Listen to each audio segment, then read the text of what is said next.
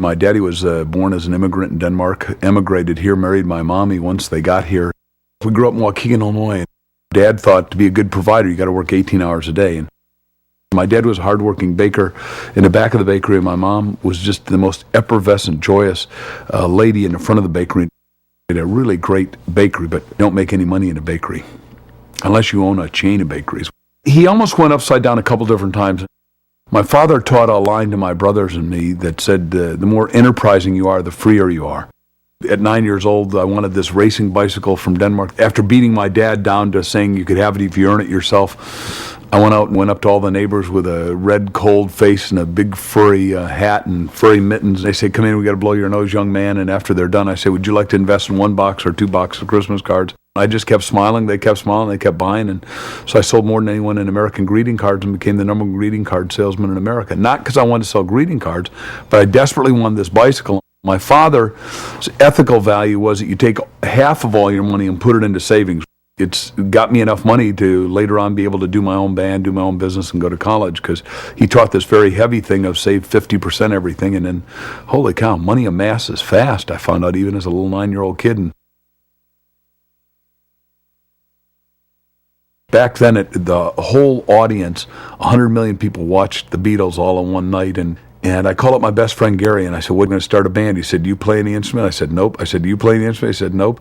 He said, then how can we be qualified? I said, look at Ringo. If he's qualified, we're qualified. I was booking 28 other bands. We just filled the venues all the time. We bought motorcycles. We all bought cars. Mark's entrepreneurship carried him through college as well, at Southern Illinois University. It was here that he became associated with Buckminster Fuller. Fuller had 2,000 major inventions, patents, and wrote 40 books and just was this colossal thinker. And he invented geodesic domes to mimic the way an eggshell works. Inspired by Fuller, Mark launched into the geodesic dome business after college, eventually building everything from houses to botanical gardens.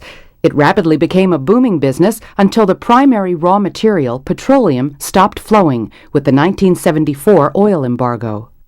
I went bankrupt so fast I had to check a book out of the library, How to Go Bankrupt by Yourself. I read an ad in the paper and it says you can unload toilet paper off a railroad car for $2.14 an hour. And I go out there in a trench coat, suit, tie, and at the time patent leather shoes were popular.